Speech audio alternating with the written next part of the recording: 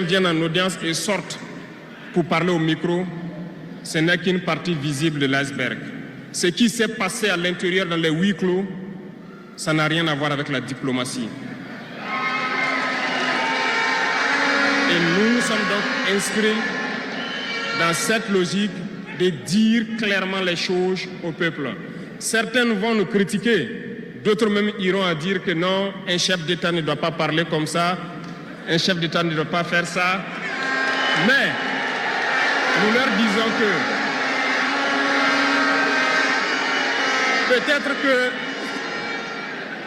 peut-être que ces gens qui critiquent de cette façon lorsque nous disons la vérité, peut-être qu'ils ont une école où ils ont appris à être chef d'État, comment le chef d'État doit être. Sinon, je n'ai pas encore vu cette école. Et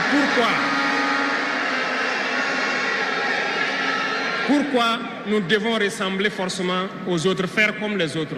Nous voulons créer notre modèle, notre identité. Et je pense que le Burkinabé, par définition, c'est l'homme intègre. Nous voulons la vérité. Et lorsqu'il y a la vérité qui sort, même si nous avons fauté, il faut que nous ayons le courage de venir vous dire sur tel côté nous avons fauté, nous demandons pardon. Si vous nous pardonnez, vous nous pardonnez. Mais nous ne voulons plus nous inscrire dans cette diplomatie mensongère.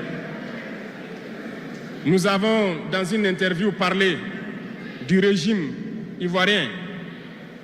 Certains Burkinabés sont montés sur leurs chevaux et critiqués. Je le dis, j'insiste et je persiste. Nous n'avons rien contre le peuple ivoirien, mais nous avons quelque chose avec ceux qui dirigent la Côte d'Ivoire.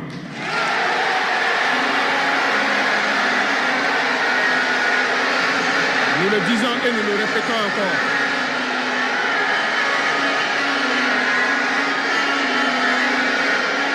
Laissez-moi vous dire quelque chose.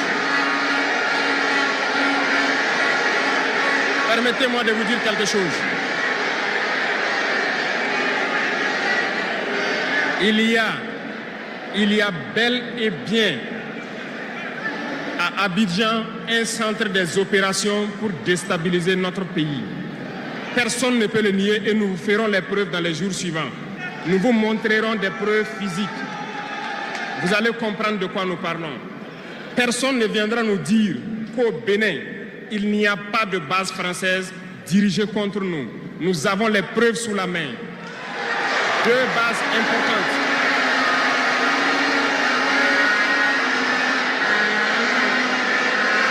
Nul ne peut le contester. Et je les mets au défi. Et nous n'avons rien contre le peuple béninois. Là, nous avons un problème avec la politique des dirigeants béninois. Et nous le disons haut et fort encore.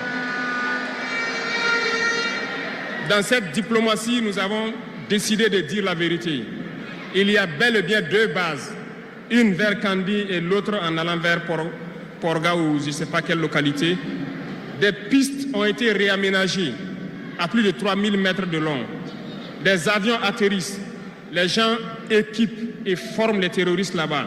Nous avons des enregistrements audio d'agents français au Bénin là-bas qui se jouent le centre des opérations des terroristes. Ils montent les opérations avec eux. Ils les aident à se soigner. Ils font tout ce qu'il y a là-bas. Nous avons tous les détails sur eux. Et vous ne voulez pas qu'on le dise à notre peuple? On va le dire. Si vous ne le voulez pas, s'ils ne le veulent pas, qu'ils arrêtent de se comporter ainsi. C'est simple. Nous n'avons forcé personne à prendre son indépendance. Si vous décidez de rester dans votre situation, mais ne prenez pas vos pays pour en faire des bases arrêts parce que ce sont vos populations qui vont en souffrir après. Et ce n'est pas une bonne politique. Nous le disons par expérience, et je le répète toujours, le Burkina a été une base arrière pour déstabiliser certains pays. Et ce n'est pas bien. Le Burkina a été une base arrière à un moment donné pour les terroristes ici. Voilà le prix que nous payons. Donc, pour prévenir les peuples de ces pays dont je parle, doivent parler à leurs dirigeants et qu'ils arrêtent cette politique parce que ça ne les arrange pas du tout.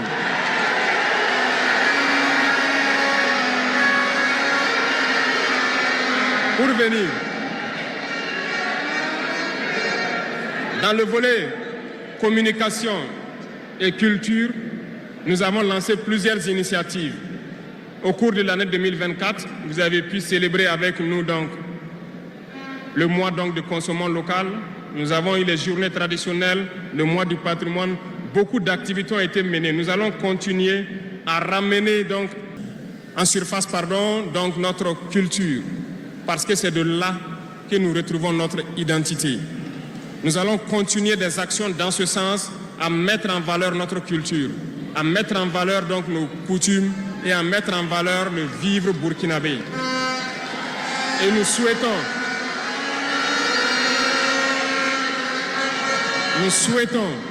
que chacun soit acteur de l'émergence du Burkina Faso à travers sa manière de communiquer. Parce que tout se trouve dans la communication aussi. Vous avez suivi dernièrement la guerre communicationnelle qui a été dressée contre nous et ça continue, ça ne va pas s'arrêter. Et je souhaite que tous ceux qui sont dans la communication puissent être professionnels. Lorsque nous voulons poser un acte communicationnel, qu'on se pose la question, est-ce que c'est pour la patrie ou contre la patrie, avant de poser l'acte. Peu importe. Vous pouvez ne pas nous aimer, moi, ma personne. Vous pouvez ne pas m'aimer, mais vous devez aimer votre pays. En me faisant du mal, il ne faudrait pas confondre le pays. Et donc, la politique dans le domaine de la communication va devoir aller dans ce sens-là. Et nous serons obligés donc de recadrer la communication sur tous les aspects. Et c'est cette ligne de conduite qui sera donc adoptée. Nous n'allons pas permettre à ce que des Burkinabés communiquent contre le Burkina Faso. Nous allons toujours nous inscrire dans l'éveil des consciences. Nous devons pouvoir sensibiliser les masses populaires pour que les gens comprennent pourquoi nous devons nous battre sur tous les volets. Revenant au domaine donc de l'agriculture, comme vous pouvez le constater, nous avons lancé des initiatives depuis 2023 et cette année, l'offensive a été lancée. Ça se passe plus ou moins bien. J'aimerais donc que les gens comprennent que nous avons décidé d'accorder une grande part de notre budget et de notre temps aussi au monde agricole. Parce que plus de 90% de notre population est paysanne.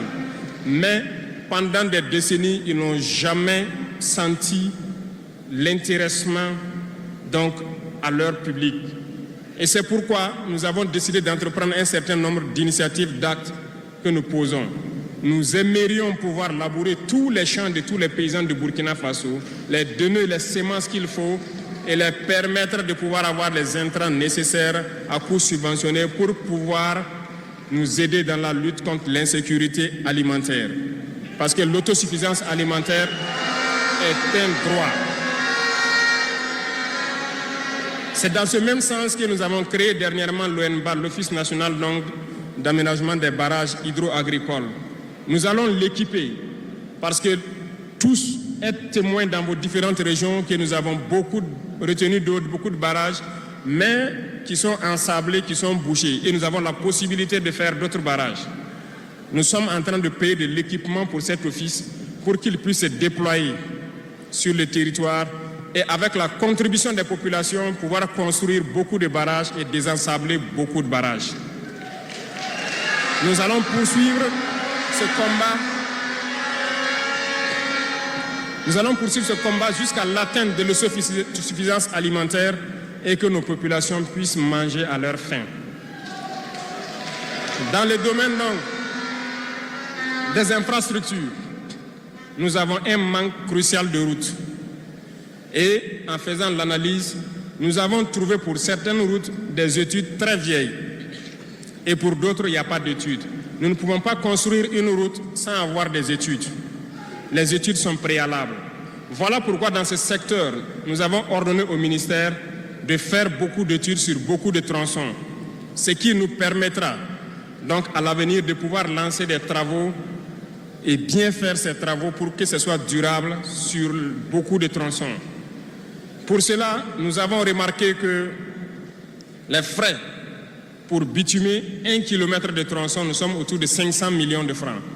Donc pour 100 km avec les ouvrages d'assainissement, nous n'avons pas moins de 60 milliards pour faire 100 km de route bitumée. C'est très cher et très coûteux. La technique a été de créer donc des brigades d'intervention, donc des infrastructures. Nous sommes en train donc de vouloir équiper plusieurs brigades avec de l'équipement pour faire le minimum et permettre donc aux entreprises aussi du BTP de vivre et de faire une partie. Nous allons partager donc la poire en deux pour pouvoir baisser les dépenses et pouvoir faire le maximum de routes possibles dans un laps de temps.